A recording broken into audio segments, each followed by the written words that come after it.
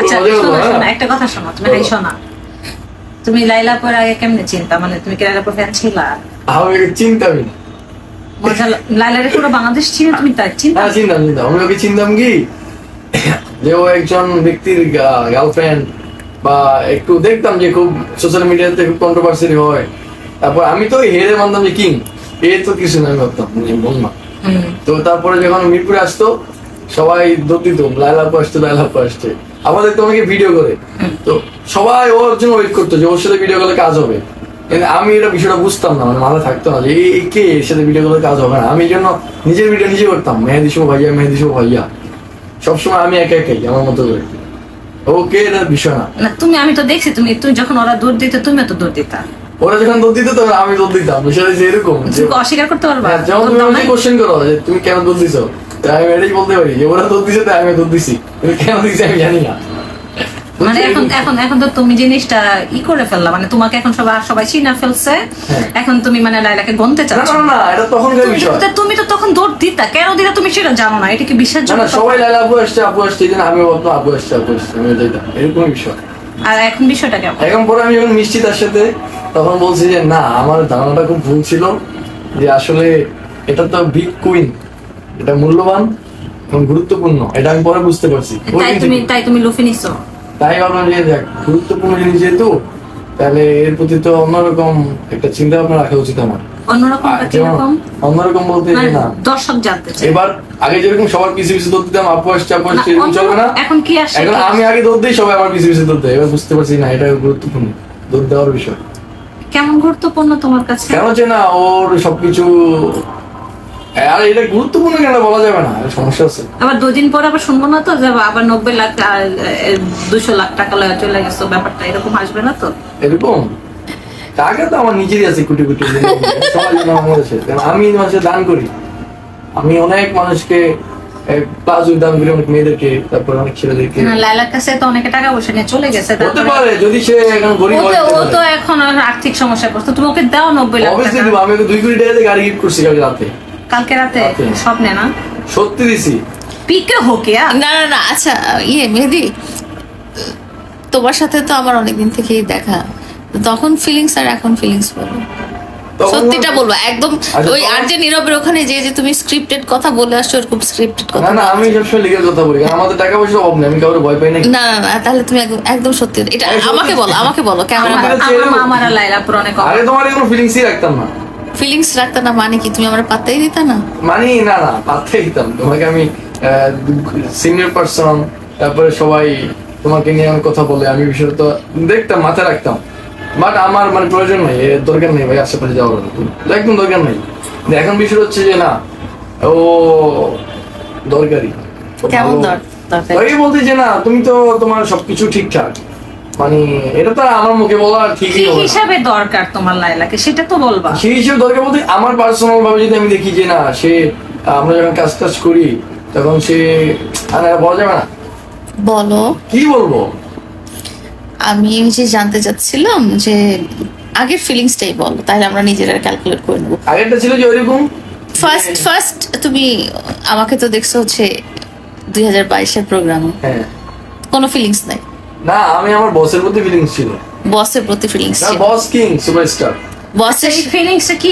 প্রেমের ফিলিংস নাকি ফিলিংস করতেছ? মানে এটা তোমাদেরকে ক্যামেরা অফ করে বলি, ঠান্ডা লাগে গরম লাগে বলো, ক্যামেরার মধ্যেই বলো, এটা ক্যান্ডিড ভিডিও বলো। মানে আমি তো তাকে ওভাবে মানে চিন্তা করতাম না, মানে তাকে দরকার নাই। এখন কি চিন্তা করো ওভাবে? আচ্ছা ওভাবে কোন ভাবে? ওভাবেটা বলে কি ওভাবে না, এটা সেভাবে এটা বলি। ক্যামেরা ভুলে যাও যে এখানে ক্যামেরা আছে, আমরা একসাথে কাজ করি। কিসের কাজ করো তুমি? ঘর ঝাড়ু দাও, মিউজিক ভিডিও করি, আড্ডা দেই। কিসের মিউজিক ভিডিও? কয়টা মিউজিক ভিডিও? একটা মিউজিক ভিডিও। আমার 2টা মিউজিক ভিডিও আসতেছে তো। কোন আসতেছে সেটা পরে। এই কাজগুলোই তো আমরা যখন কাজ করি। আবার বলে কাজ করি। ওর প্রতি তোমার ফিলিংসটা কেমন? বড় আপুর মতো বা আন্টির মতো বা ভালো একটা বন্ধুর মতো? আন্টির মতো। এটা ধরে পিটা ধরে আমি বলতেছি, আমি ভিডিও করতেছি, তুই সত্যি কথা বল। আন্টির মতো, ঠিক করে বল। আন্টির মতো। ওর সাথে আমার আন্টির মতো সুসম্পর্ক আছে। আর হচ্ছে যাহা বলিব সত্যি বলিব, মিথ্যা বলিব সত্যি বলিব না। না, যাহা বলিব সত্যি বলিব, যাহা বলিব সত্যি বলিব। তারপরে আপাটা কি? সত্যি বলিব মিথ্যা বলিব না। এক্স্যাক্টলি। সো মেহেদি, আজকে তুমি তোমার মনের কথাগুলো বলো। ভুলে যাও যে এটা কোনো শো, ভুলে যাও এটা কোনো ইন্টারভিউ। তোমার মনে যেটা আছে সেটা তুমি কি আপুকে বলে দাও। আচ্ছা, আমার মনে চায়, আমি যেটা চাই একদম সত্যি কথাটা প্রত্যেকটা বলো। পুরুষকে এটা বলতে চাই যে তোমরা এক নারীতে আসক্ত হও, তোমরা মেয়েবাজি করো না, তোমরা সঠিক পথে থাকো, মাদক গ্রহণ করো না, তোমরা আমাকে ফলো করো, আমি এগুলোর মধ্যেই জড়িত।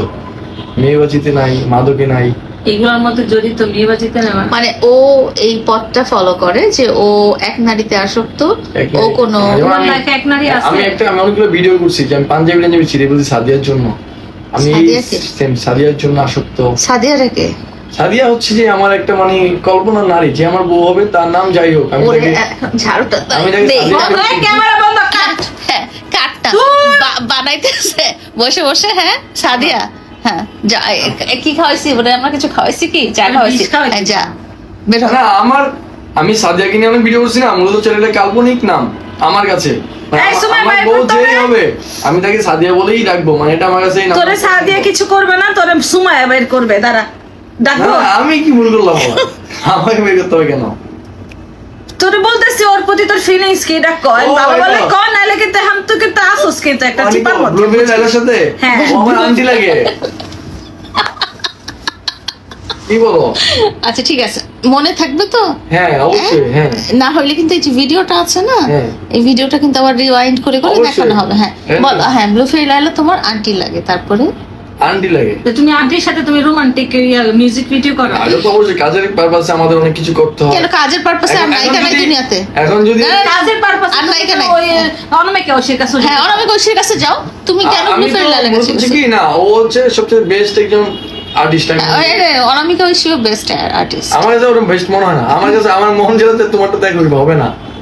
না না, তুমি তো দর্শকের চোখে ধুল ছড়ি মার। আমার যে নাইকে ভালো লাগবে আমি সেটা করবো, তোমার জোর করে কি অন্য নাকি দিলে হবে? না না, এই ছেলে ফটকা আপু, ওই ও 180 লাখ নিয়ে যাবে, তুমি ওকে কাট করো তো, কাট। হ্যাঁ বলো, বলো সত্যি কি করে বলবো? বলো। বললাম তো। আন্টি লাগে, আন্টির সাথে তুমি মিউজিক ভিডিও করতেছো, হ্যাঁ। তারপরে আন্টিকে কি আন্টি ডাকো? আন্টি এটা কি ইয়ে বলে, লায়লা বলে নাকি? ওই যে কেন তুমি লাইলা? কারণ কাজের সময় লায়লা আন্টি বলাটা বেশি দূরত্ব হয়ে যাচ্ছে, অনেক বড় লাগে টাইমিংটা, এই জন্য ছোট করে লেলা বলি। তো এখন আন্টির সাথে কাজ হয়েছে, তুমিও ফেমাস হয়েছো, হ্যাঁ, তা এখন আবার এত কি? এখন তো কিছু না, এই জন্যই তো দূরে বসে আছি, আন্টি দূরে আমি দূরে, কাজ শেষ, সেখানে আমরা চায়ের আড্ডা দিচ্ছি। চেহারা দিচ্ছে। চাকু চা তো আমাদের খাইলাম, কে আপু বানাই দিছে। আমি চা বানাই দিছি, হ্যাঁ, তোমাকে আমার টিউমেন মনে হয়? মনে করলাম 10 মিনিটের জন্য। না, খাই দেয় কাম নাই, আমি কোন কি কি অবশ্যই তুমি কাম থাকলে, মেহেদি অবশ্যই তুমি ভাইয়া। কাম থাকলে এটা বানাই দিতা না, কাম না দেখে দিছো। আচ্ছা, ওরে কি দারুন দেবাই করবো নাকি সুমাইরে দেবাই? ওরে জানলাতে টুক করে ফেলে, ওরে, এই জানলা ফাঁকা আছে। জানলা টুক আমাকে করে ফেলে তো। আমাকে ইয়ে করো না না, ফায়ার এক্সিট আছে আমাদের জানলা দিয়ে। ওরে টুক আমাকে- করে ফেলে পেলে দেবো তোমাকে, একদম কেটে পেলে দেবো। না, আমাকে টুপি দাও, আমি চলে যাই, নামাজটা পড়ে দাও, বেরোয়। তোমার তো তুমি